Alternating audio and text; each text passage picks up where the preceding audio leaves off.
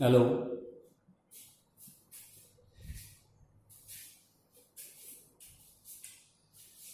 नमस्कार विद्यार्थियों, आज हम पढ़ेंगे लोकसभा और राज्यसभा का गठन। पिछला वीडियो अपना था संसद का गठन, जिसका अध्ययन हमने किया था। आज हम आगे पढ़ेंगे लोकसभा और राज्यसभा का गठन। तो हम देखते हैं, संसद के दो अंग होते हैं। राष्ट्रपति से 3 अंग बताए गए थे और उनमें राष्ट्रपति के अलावा 2 अंग है संसद के। एक को हम कहते हैं राज्यसभा और दूसरे को हम कहते हैं लोकसभा। लोकसभा को निम्न सदन भी कहा जाता है और राज्यसभा का नाम उच्च सदन है। उच्च सदन के साथ साथ इसका दूसरा नाम, इसे द्वितीय सदन भी कहते हैं और इसका नाम है, वो है प्रथम सदन। ऐसा क्यों है? एक विरोधाभास की स्थिति है। निम्न सदन है लेकिन प्रथम है और उच्च सदन है लेकिन द्वितीय है। तो इसका कारण क्या है? तो इसका कारण है कि ये जो सदन है, ये राज्यों का प्रतिनिधित्व करता है।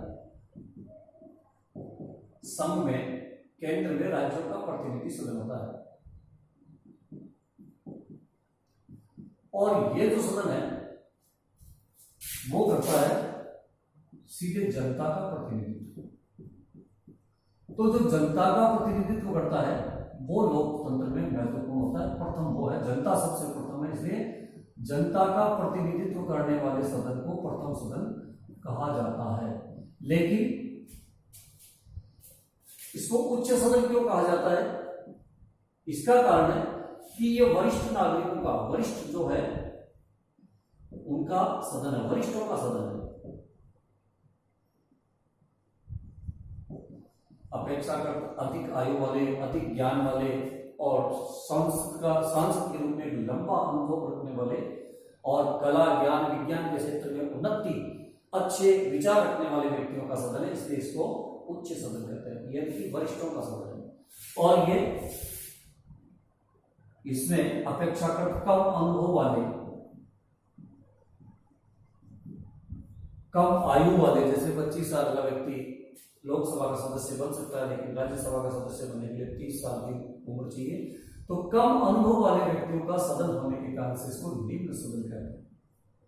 प्रथम सदन कहते हैं जनता का प्रतिनिधित्व करने के कारण। तो ये दोनों में इसका एक विरोधाभास की सी स्थिति हमें देखने को मिलती है।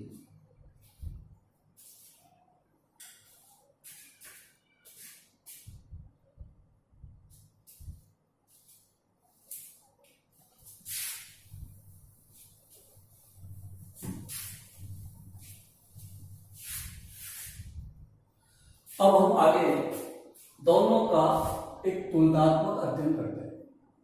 इधर हम राज्यसभा को रखते हैं और इधर हम इसको लोकसभा को रखते हैं और दोनों का तुलनात्मक अध्ययन। तो तुलनात्मक अध्ययन में सबसे पहले हम लेते हैं संवैधानिक प्रावधान, यानी संविधान के किस अनुच्छेद के तहत 2 सदन होंगे और उनका नाम क्या होगा, उनकी सदस्य संख्या क्या होगी, वो हम पढ़ेंगे संवैधानिक प्रावधान के रूप में। तो अनुच्छेद 80 राज्यसभा के गठन के बारे में प्रावधान करता है और उससे अगला जो है अनुच्छेद 81, वो लोकसभा के गठन के बारे में उल्लेख किया गया है इसमें। इसी तरह से आगे हम देखते हैं इसके नाम क्या क्या है। तो पहले बताया गया है नाम, इसे उच्च सदन कहा जाता है या इसे द्वितीय सदन कहा जाता है। अमेरिका की बात करें तो इसे सीनेट कहा जाता है, राज्यसभा। यदि ब्रिटेन की बात करें तो राज्यसभा को हाउस ऑफ लॉर्ड्स कहा जाता है। अपने यहां लोकसभा को क्या कहते हैं? ये निम्न सदन है और इसका नाम प्रथम सदन। अब आगे बात करते हैं कि इनकी सदस्य संख्या कितनी होगी।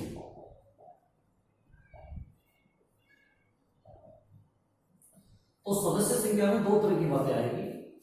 एक तो जो निर्धारित की गई है अधिकतम संख्या, और एक आएगी कि जो वर्तमान में इसकी सदस्य संख्या कितनी है। तो राज्यसभा के लिए हम बात करें तो अधिकतम सदस्य संख्या 250 है और लोकसभा के लिए सदस्य संख्या 552 है। इसमें भी दो तरह के सदस्य हैं। 550 में से दो तरह के सदस्य हो सकते हैं। एक वो जो निर्वाचित होते हैं, जिनका चुनाव किया जाता है।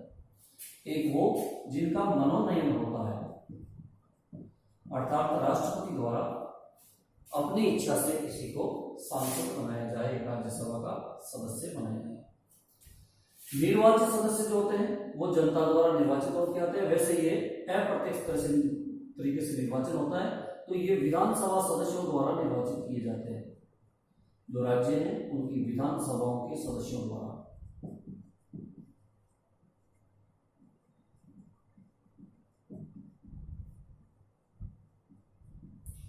और पूर्ण राज्यों से भी होता है, और जो केंद्र शासित क्षेत्र है उनसे भी। केंद्र शासित क्षेत्रों में केवल दो क्षेत्र है जहां से राज्यसभा के सदस्य निर्वाचित किए जाते हैं। एक तो दिल्ली और एक पुदुचेरी,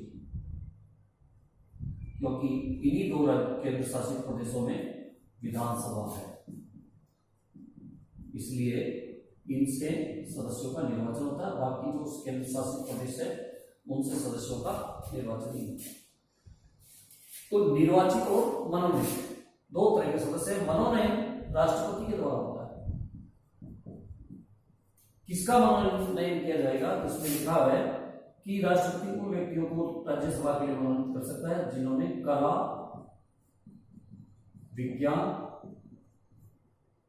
साहित्य क्षेत्र में उत्कृष्ट कार्य किया हो। अच्छा काम करने वाले, ज्ञान रखने वाले व्यक्ति को राष्ट्रपति मनोनीत कर सकता है। बात आती है कितने सदस्यों का चुनाव होता है, कितने सदस्यों का मनोनयन होता है। तो 238 सदस्यों के चुनाव की बात की गई है और 12 सदस्यों का मनोनयन होता है। 238 प्लस 12। यहां हम लोकसभा में बात करें तो इधर भी दो तरह के सदस्य ही होंगे, निर्वाचित और मनोनीत।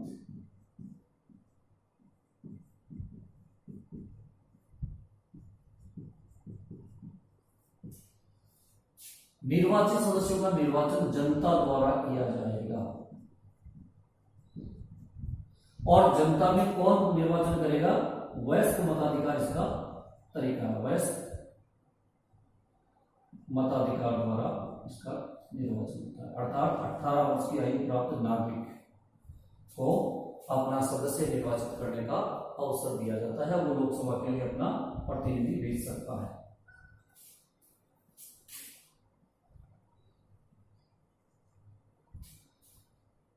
कितने सदस्य निर्वाचित किए जाते हैं? तो यहां हम बात करते हैं 530 सदस्यों का सीधे पूर्ण राज्यों से और 20 सदस्यों का संघ शासित क्षेत्रों से, और मनोनयन के रूप में 2 सदस्यों का मनोनयन होता है। यानी कि कुल 552, 530, 20 और 2 ये राज्य क्षेत्रों से, पूर्ण राज्यों से, ये केंद्र शासित प्रदेशों से इनका निर्वाचन किया जाएगा। और इनका मनोनयन होता है एंग्लो इंडियन समुदाय के सदस्यों में से।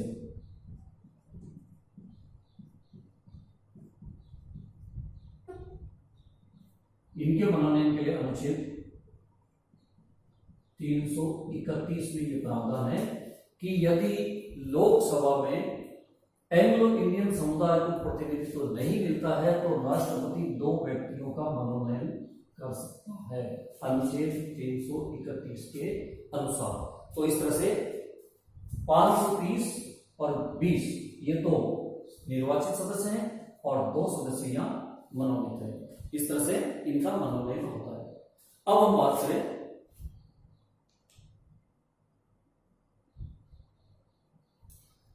इनका जो निर्वाचन है वो बहुमत के आधार पर होता है। बाकी हम बात करेंगे इसमें बहुमत से किस तरह से होता है।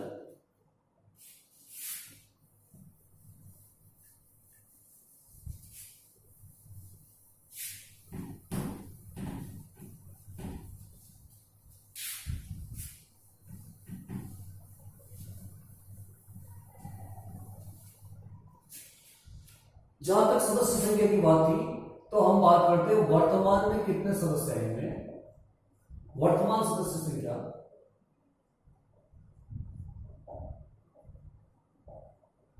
तो राज्यसभा के लिए वर्तमान सदस्य संख्या निर्धारित की गई है 245 और लोकसभा के लिए वर्तमान सदस्य संख्या निर्धारित की गई है 545। ये 545 जो सदस्य संख्या है वो समय समय पर बदलती रही है। अधिकतम 552 हो सकती है। जो अधिकतम सदस्य संख्या निर्धारित की गई थी वो भी शुरुआत में कम थी, उसको 31वें संविधान संशोधन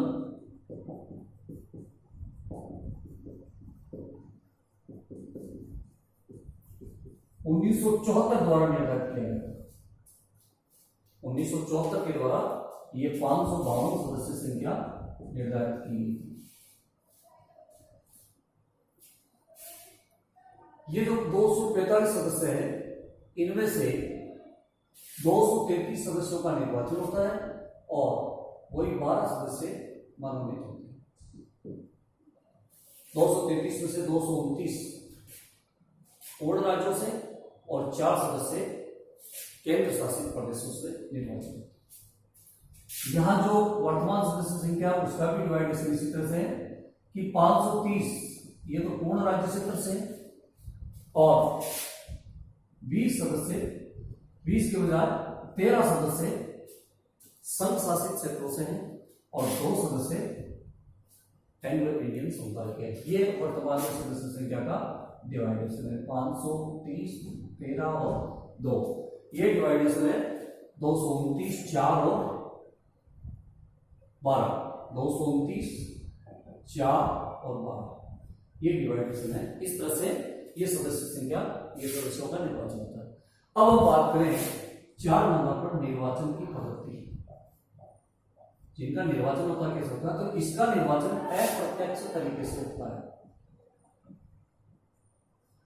पद्धति अप्रत्यक्ष निर्वाचन की पद्धति है। क्या है इसमें कि ये जनता इसमें सीधे भाग नहीं लेती है, बल्कि जनता के प्रतिनिधि यानी कि विधानसभाओं के सदस्यों द्वारा इनका निर्वाचन होता है, जो कि सीधे जनता के प्रतिनिधि होते हैं, लेकिन वो उनके लिए राज्यसभा के सदस्यों का निर्वाचन करते हैं। और इसके साथ ही जो निर्वाचन का तरीका है वो है एकल संक्रमणीय आनुपातिक प्रतिनिधित्व प्रणाली, अर्थात जनसंख्या के अनुपात तय किया जाता है और प्रत्येक विधानसभा सदस्य के मत का मूल्य उस राज्य की जनसंख्या में भाग देकर निकाला जाता है। लगभग सभी राज्यों की विधानसभाओं के सदस्यों के मत मूल्य में समानता रखे जाने का प्रयास किया जाता है। जनसंख्या के अनुपात में इनका मत मूल्य निर्धारित होता है विधानसभा सदस्यों का। वर्तमान में इस निर्वाचन के रूप में 2 बातें उसमें संशोधन किया गया है। संशोधन नंबर 1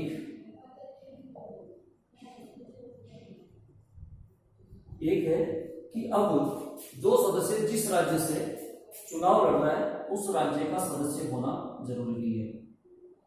राज्य का नागरिक होना जरूरी नहीं है, दूसरे राज्य का हो सकता है।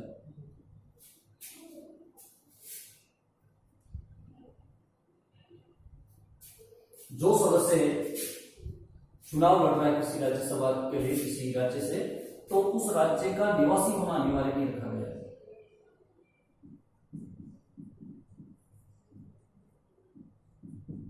ये अनिवार्य नहीं है।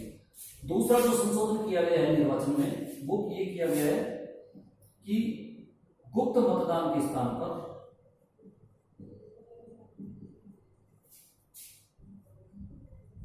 खुला मतदान रखा गया है।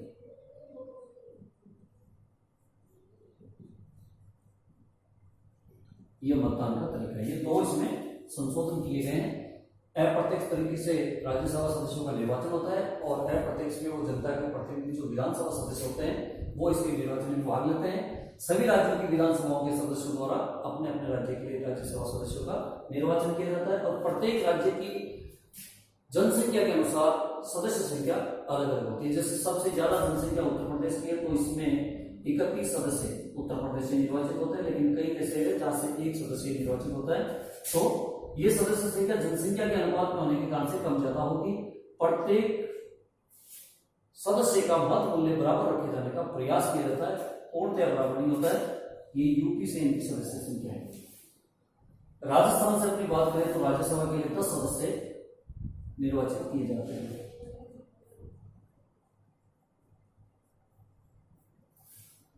अब हम बात करते हैं निर्वाचन के रूप में लोकसभा के लिए। तो यहां प्रत्यक्ष निर्वाचन होता है, या अर्थात जनता द्वारा निर्वाचित किए जाते हैं, प्रत्यक्ष निर्वाचन। और वयस्क मताधिकार के आधार पर निर्वाचन होता है, अर्थात प्रत्येक नागरिक जिसकी आयु 18 वर्ष है या जिसका नाम मतदाता सूची में लिखा गया है वो लोकसभा के लिए जो निर्वाचित होने वाले सदस्य हैं उनके निर्वाचन में भाग लेता है। 18 वर्ष निर्धारित की गई है 61वें संविधान संशोधन द्वारा।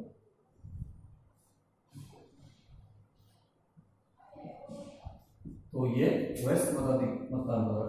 अब यहाँ ये है कि यहाँ पर वो प्रत्याशी निर्वाचित माना जाता है जो बहुमत प्राप्त करने, बहुमत प्रणाली द्वारा निर्वाचन का निर्णय किया जाता है। अर्थात अगर एक लोकसभा क्षेत्र से 5 सदस्य खड़े हैं तो 5 सदस्य में से वो सदस्य निर्वाचित माना जाएगा जिसको अधिकतम वोट मिले। या ये जरूरी नहीं है कि अधिकतम वोट प्राप्त करने वाले के वोटों का अनुपात 50% से ज्यादा हो, यानी कि 50% मत प्राप्त करके बहुमत प्राप्त करने वाला वो यहाँ अनिवार्यता नहीं है। यहाँ वो व्यक्ति निर्वाचित माना जाएगा जिसको अधिकतम वोट मिले।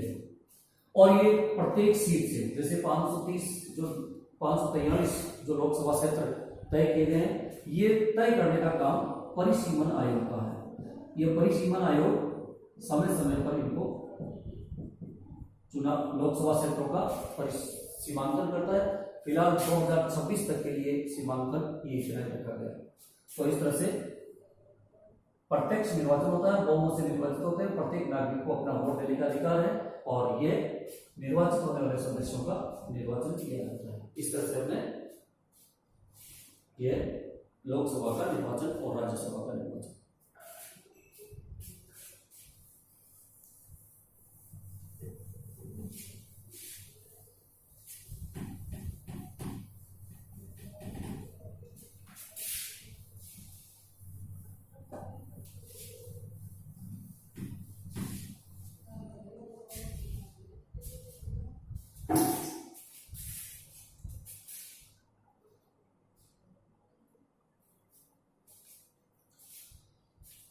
अब हम बात करते हैं इसकी अवधि की, समय अवधि कितनी है। तो राज्यसभा के बारे में कहा जाता है कि एक स्थायी सदन है। स्थायी सदन का मतलब ये कभी भंग नहीं होता है, ये हर समय बना रहता है, अस्तित्व में रहता है। जबकि इसको कहा जाता है कि ये अस्थायी सदन है, अर्थात प्रत्येक 5 वर्ष के पश्चात एक नई लोकसभा का चुनाव होगा, नई लोकसभा का गठन होगा। ये स्थायी सदन किस तरह से रहता है, तो इसके लिए बात करते हैं कि इसके जो सदस्य हैं, इसके सदस्य प्रति 2 वर्ष से, पहले हम बात कर लेते हैं सदस्य का कार्यकाल कितना होता है। तो प्रत्येक सदस्य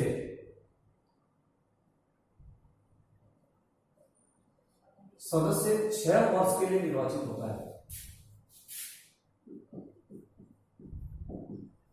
सदस्य का निर्वाचन होता है वो 6 वर्ष के लिए होता है। हालांकि संविधान में कुछ नहीं कहा गया है कि सदस्य का कार्यकाल कितना होता है।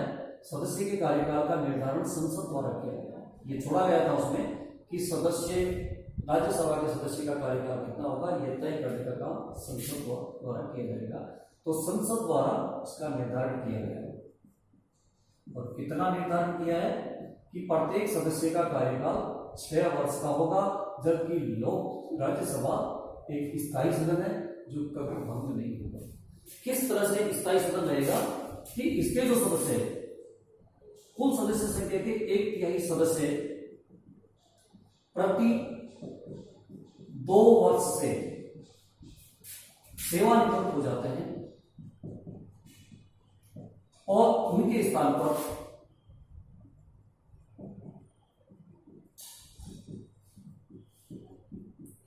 नए सदस्यों का निर्वाचन किया जाता है।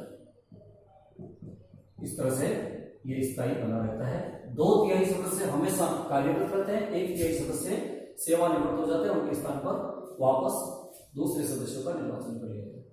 या यह भी उल्लेखनीय है कि यदि किसी एक सदस्य का कार्यकाल पूरा होने से पहले वो किसी भी वजह से पद रिक्त हो जाता है, मृत्यु हो जाए, इस्तीफा दे दे, तो उसके स्थान पर नए सदस्य का चुनाव किया जाता है। लेकिन उसका चुनाव उपचुनाव कहलाता है और वो चुनाव उसके बचे हुए समय तक के लिए रहता है। अगर किसी वजह से कार्यकाल पूरा करने से पहले किसी सदस्य द्वारा पद त्याग दिया जाए या पद रिक्त हो जाए, तो उसके स्थान पर नए सदस्य का चुनाव तो किया जाता है, लेकिन वो केवल बचे हुए कार्यकाल के लिए चुना जाता है। अब हम बात करते हैं लोकसभा की। तो लोकसभा का कार्यकाल 5 वर्ष निर्धारित किया गया है। 5 वर्ष का इसका कार्यकाल है।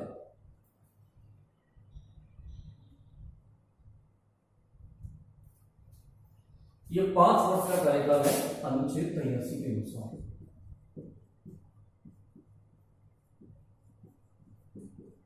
अनुच्छेद 83 के अनुसार लोकसभा का कार्यकाल 5 वर्ष है। लेकिन इसके सदस्य का कार्यकाल भी 5 वर्ष होगा। 5 वर्ष होगा। हालांकि सदस्य समय से पहले इस्तीफा दे सकता है, मृत्यु भी हो सकती है, पद रिक्त हो सकता है। तो वही स्थिति होती है, जो पद रिक्त हो जाए तो उसके स्थान पर नए सदस्य का निर्वाचन अगले 6 माह की अवधि में कर लिया जाना जरूरी है। लेकिन वो सदस्य उसके बचे हुए कार्यकाल तक रहेगा, उसको उपचुनाव कहा जाता है। और 5 साल के बाद मुख्य चुनाव करवाए जाते हैं। प्रत्येक 5 साल के बाद लोकसभा के चुनाव होते हैं और उन चुनावों में नए सदस्यों द्वारा लोकसभा का गठन किया जाता है।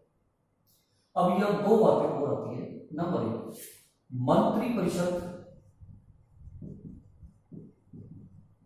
की सिफारिश पर, लिखित सिफारिश पर, मंत्रिपरिषद की लिखित सिफारिश पर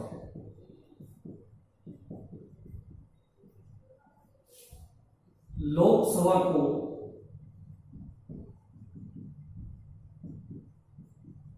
समय से पूर्व भंग किया जा सकता है। यानी कि कार्यकाल 5 वर्ष नहीं हुआ, फिर भी भंग किया जा सकता है। यह अनुच्छेद 85 के अनुसार है, 85 के अनुसार। साथ ही यह भी कि लोकसभा का कार्यकाल भी बढ़ाया जा सकता है। कब बढ़ाया जा सकता है? यदि राष्ट्रीय आपातकाल जारी है। राष्ट्रीय आपातकाल में लोकसभा का कार्यकाल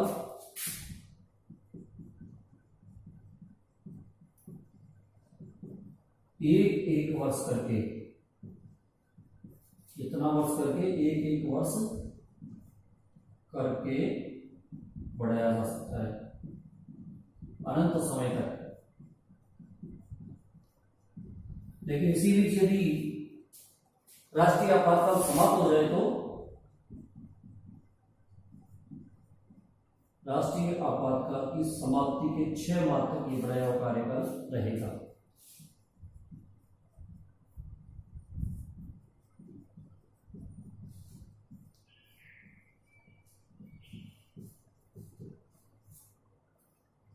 राष्ट्रीय आपातकाल समाप्ति के 6 माह तक बढ़ाया हुआ कार्यकाल रहता है। 6 माह के बाद नए चुनाव होंगे। बाकी नई लोकसभा का गठन किया जाएगा यदि उसका कार्यकाल पूरा नहीं हुआ, राष्ट्रीय आपातकाल के कारण से अगर उसका कार्यकाल बढ़ाया जाता है तो।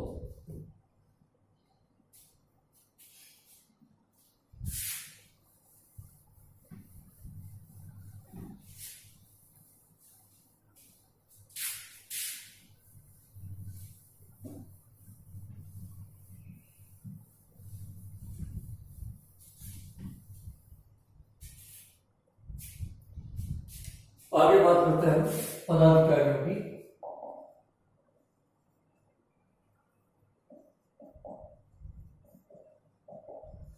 तो राज्यसभा में 2 पदाधिकारी होते हैं और लोकसभा में भी 2 पदाधिकारी होते हैं।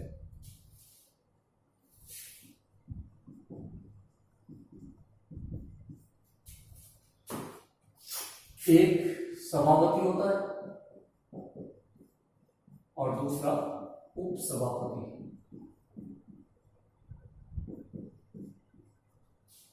दो तरह के पदाधिकारी होते हैं। ये पदेन सभापति होता है, अर्थात जो व्यक्ति पद पर है। कौन से पद पर? उपराष्ट्रपति। ऐसा कहा जाता है कि उपराष्ट्रपति राज्यसभा का पदेन सभापति होता है और उपसभापति का चुनाव सदस्य करते हैं सदस्यों द्वारा निर्वाचित होते हैं। सभापति की अनुपस्थिति में उपसभापति सदन की कार्यवाही को संचालित करता है। तो इस तरह से उपराष्ट्रपति इसका पदेन सभापति होता है और वो कार्यवाही संचालित करने का काम करता है। 2 तरह के पदाधिकारी राज्यसभा में होते हैं। अब हम बात करते हैं लोकसभा में भी 2 प्रकार के पदाधिकारी होते हैं। एक लोकसभा का स्पीकर या अध्यक्ष,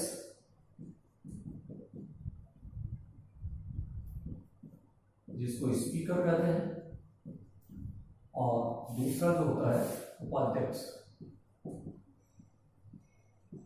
एक अध्यक्ष और उपाध्यक्ष के अलावा अध्यक्ष उपाध्यक्ष के एक पैनल भी तैयार किया जाता है। एक से अधिक होते हैं। जो अध्यक्ष और उपाध्यक्ष दोनों नहीं होते हैं तो ऐसी स्थिति में सदन की कार्यवाही संचालित कर सके वो एक पैनल भी तैयार किया जाता है।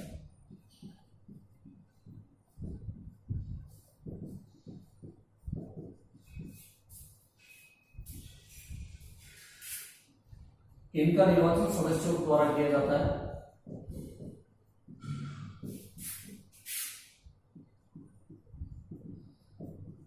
लेकिन जब तक स्पीकर का चुनाव नहीं होता है तब तक प्रोटेम स्पीकर नियुक्त होता है और ये काम प्रथम बैठक का सभापति को प्रोटेम स्पीकर करता है और उसका काम अध्यक्ष उपाध्यक्ष का निर्वाचन करवाने देता है। अध्यक्ष का निर्वाचन होने के बाद प्रोटेम स्पीकर का काम खत्म हो जाता है और इसके बाद समस्त कार्यवाही संचालन का काम अध्यक्ष के पास आ सकता है। ये प्रोटेम स्पीकर कौन होता है? लंबे कार्यानुभव वाला, सांसद के रूप में लंबे कार्यानुभव रखने वाला व्यक्ति प्रोटेम स्पीकर बनाया जाता है। अस्थायी अध्यक्ष कहा जाता है इसको। अब इनका यदि पद त्याग हो तो क्या होगा? पद त्याग कर सकते हैं ये स्पीकर, या अगर उपराष्ट्रपति अपना पद त्यागता है तो वो राष्ट्रपति को इस्तीफा देता है। लेकिन या अगर लोकसभा अध्यक्ष पद त्याग करता है तो वो स्पीकर उपाध्यक्ष को इस्तीफा देता है। और उपाध्यक्ष यदि पद त्यागना चाह रहा है तो अध्यक्ष को।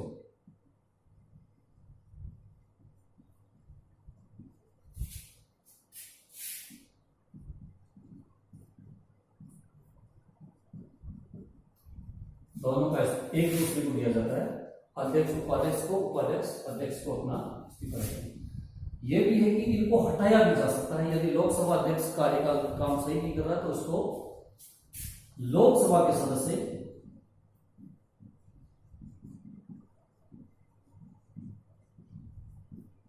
इसको हटा सकते हैं। कैसे हटाते हैं?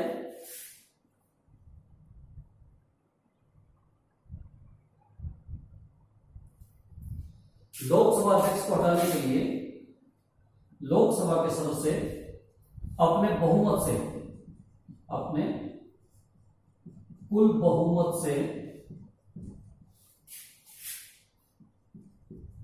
संकल्प पारित कर सकते हैं। हटाने के लिए संकल्प पारित कर सकते हैं और उस संकल्प को पारित होने के बाद लोकसभा अध्यक्ष को अपना इस्तीफा छोड़ना पड़ता है। लेकिन इससे पहले ऐसा संकल्प जो पारित किया गया है उसकी सूचना कम से कम 14 दिन पूर्व लोकसभा अध्यक्ष को देनी पड़ती है।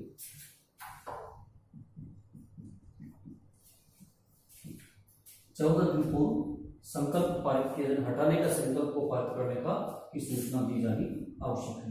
इस तरह से लोकसभा अध्यक्ष को अपने पद से हटाया जा सकता है, अध्यक्ष उपाध्यक्ष दोनों की। अब हम आगे बात करेंगे लोकसभा अध्यक्ष के कार्य क्या है।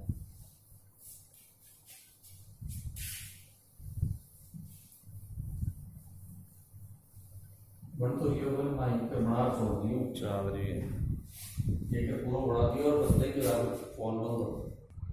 लोकसभा अध्यक्ष के कार्य क्या काम करता है? जब अध्यक्ष नहीं होता तो उपाध्यक्ष काम करता है, उपाध्यक्ष नहीं होता तो अध्यक्ष काम करता है। दोनों में से कोई एक उस समय सदन की कार्यवाही को संचालित करता है। जिसकी कार्य को देखते हैं। लोकसभा का जो अध्यक्ष है उसका सबसे महत्वपूर्ण कार्य है सदन की कार्यवाही संचालित करना।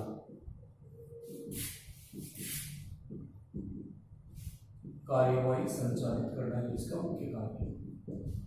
साथ ही साथ सदस्यों को बोलने की, विचार अभिव्यक्ति की व्यवस्था देना, विचार अभिव्यक्ति की व्यवस्था देता है। कौन सदस्य कब बोलेगा, कितने समय तक बोलेगा, इसके बारे में विचार अभिव्यक्ति की व्यवस्था देने का काम है। साथ ही यदि किसी प्रस्ताव पर मतदान की आवश्यकता हो और मतदान बराबर हो जाए, मतदान की आवश्यकता है तो निर्णायक वोट देता है। निर्णायक वोट तभी दे सकता है जब पक्ष और विपक्ष के मत बराबर बराबर हो जाए। यदि किसी प्रस्ताव पर पक्ष और विपक्ष के वोट बराबर हो जाते हैं तो अध्यक्ष निर्णायक वोट देने का अधिकार रखता है। साथ ही कोई विधेयक वित्त विधेयक है या नहीं, ये निर्धारण वित्त विधेयक का निर्धारण करता है, वो भी अध्यक्ष ही करता है। वित्त विधेयक का निर्धारण, कोई भी विधेयक वित्त विधेयक है या नहीं, इसका निर्धारण करने का काम लोकसभा के अध्यक्ष का है। इसके अलावा लोकसभा अध्यक्ष का एक और काम है, यदि संयुक्त बैठक हो, दोनों सदनों की संयुक्त बैठक, उसकी अध्यक्षता करता है। संयुक्त बैठक का आयोजन आह्वान तो करता है राष्ट्रपति, लेकिन अध्यक्षता लोकसभा का अध्यक्ष करता है। तो इस तरह से आज अपना ये पाठ लोकसभा और राज्यसभा का अध्ययन तुलनात्मक रूप से हमने पढ़ा है। अब आगे जो अपना वीडियो आएगा वो इस पाठ संसद का अंतिम भाग होगा और वो होगा संसद के कार्य। धन्यवाद।